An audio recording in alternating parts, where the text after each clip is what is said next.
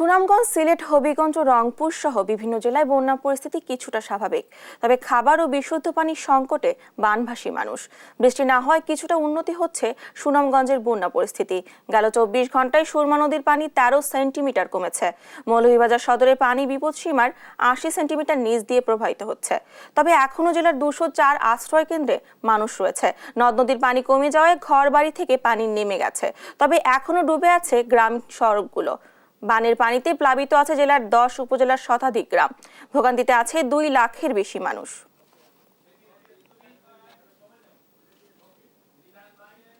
বন্যার সর্বশেষ পরিস্থিতি জানাতে সরাসরি যুক্ত হচ্ছেন আমাদের সহকর্মীরা।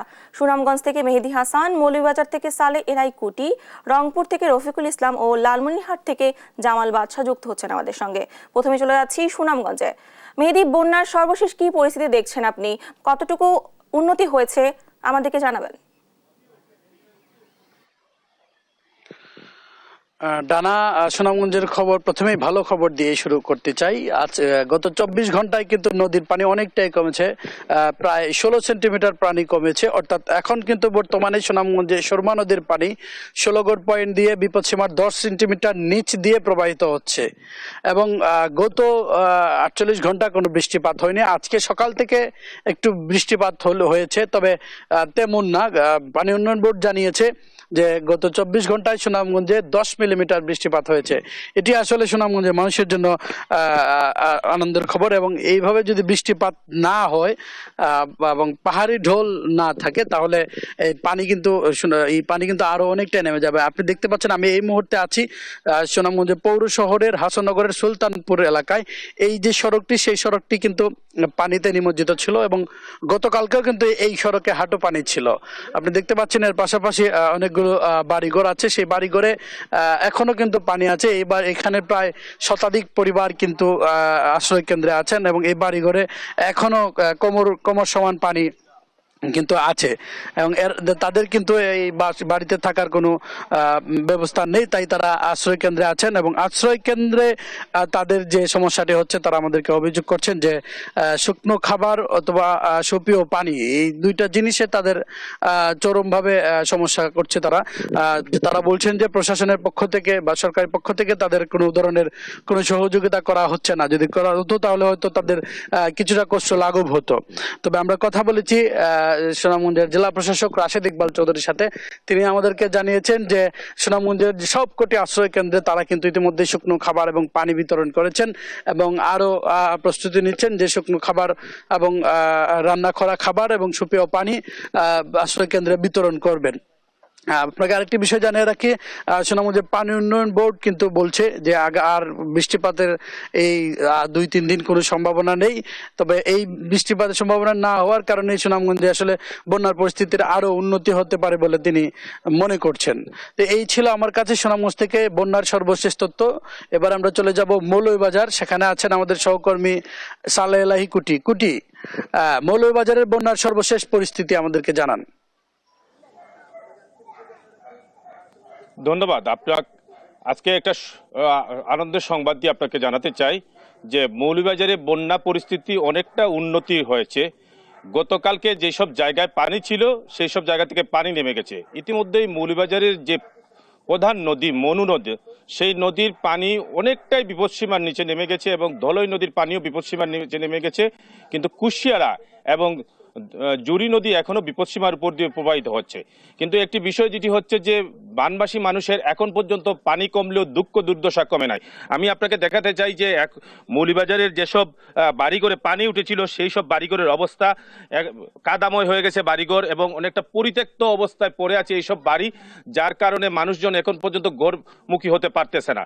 আমি কথা বলেছিলাম যে বানবাসী মানুষের সাথে, তারা বলছে যে পানি নেমে গেলেও তারা এখন পর্যন্ত যে রাস্তায় আশ্রয় নিয়েছেন সেখান থেকে বাড়ি ফিরতে পারতেছেন না, কারণ তাদের ঘরের কাদাময় হয়ে গেছে, চুলা এবং টয়লেট এগুলো ব্যবহারের অনুপযোগী এবং পানীয় জলের অভাব, সেই কারণে তারা বাড়ি ফিরতেছেন না। তারা বলছেন যে আরো কয়েকদিন লাগবে এই অবস্থা তারা বাড়িঘর ফিরতে। এটা হচ্ছে মৌলভীবাজারের যে পানি নেমে যাওয়ার পরে বর্তমান অবস্থা। সেই সাথে আপনি একটা বিষয় জানাতে যে হাওর অঞ্চলে এখন পর্যন্ত নিমজ্জিত আছে মানুষ প্রায় আমাদের এখন পর্যন্ত পানিবন্দী আছে প্রায় সারা জেলায় প্রায় 3 লক্ষের কাছাকাছি মানুষ। তবে একটা আশার দিক হচ্ছে যে এই বানবাসী মানুষের জন্য প্রশাসনের পক্ষ থেকে গতকালকে থেকেই শুরু হয়েছে ব্যাপক হারে ত্রাণ তৎপরতা। ইতিমধ্যেই শুকনা খাবার এবং চাল সহ পানি বিতরণ করা হচ্ছে বানবাসী মানুষের কাছে। আপনাকে জানাতে চাই যে যেটি হচ্ছে যে এখন পর্যন্ত মৌলভীবাজারে 442 মেট্রিক টন জিআর চাল বিতরণ করা হয়েছে এবং নগদ জিআর 2 লক্ষ টাকা বিতরণ করা হয়েছে। এই ছিল আমার কাছে সর্বশেষ মৌলভীবাজারের বন্যা পরিস্থিতির খবর। আমি এখন চলে যাব আমাদের আরেক সহকর্মী, রংপুরের সহকর্মী রফিকুল ইসলামের কাছে। রফিক, আপনার এলাকার সর্বশেষ বন্যা পরিস্থিতি আমাদেরকে জানান। আপনি জানেন যে রংপুরের যে তিস্তার পানি বৃদ্ধির কারণে কিন্তু বিস্তীর্ণ এলাকায় প্লাবিত হয়নি, তবে তিস্তার কোল ঘেঁষে এবং তিস্তার তীরবর্তী যে বাড়ি ঘরগুলো রয়েছে সে ঘরগুলো থেকে পানি উঠেছিল, কিন্তু গতকাল থেকে সে পানি একেবারেই নেমে গেছে। অর্থাৎ যে স্বাভাবিক পরিস্থিতি রয়েছে সেটি কিন্তু স্বাভাবিক পরিস্থিতি রয়েছে রংপুরের এখন এই তিস্তার তীরবর্তী এলাকায়। তবে এই পানি উঠা এবং পানি নেমে যাবার কারণে কয়েকটি ক্ষতি হচ্ছে। এর মধ্যে অন্যতম যে ক্ষতি হয়েছে সেটি হচ্ছে যে এই ঘর বাড়িগুলোতে এখনো কাদা জল বা কাদা পানি রয়েছে। তারা কিন্তু এখন পর্যন্ত যে চুলায় রান্না করে খাবে সেই পরিস্থিতি কিছু কিছু এলাকায়, সেই পরিস্থিতিটি এটি।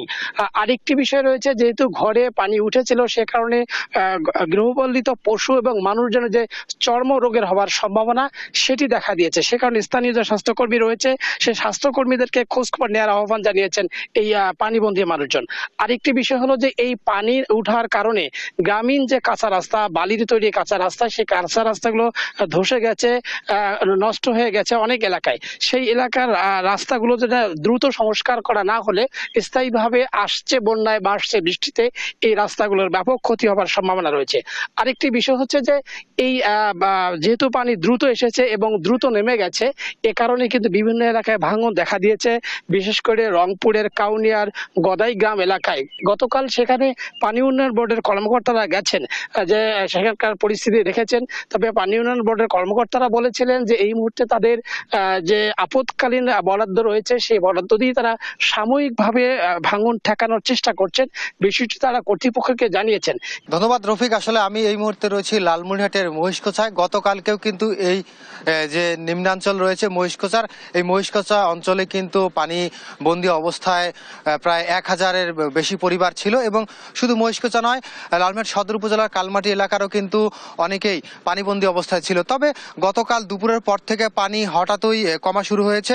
বর্তমানে কিন্তু লালমনিরহাটে যে তিস্তা ডালিয়া ব্যারেজ পয়েন্ট রয়েছে সেই ব্যারেজ পয়েন্টে পানি বিপদসীমার 53 সেন্টিমিটার নিচ দিয়ে প্রবাহিত হচ্ছে।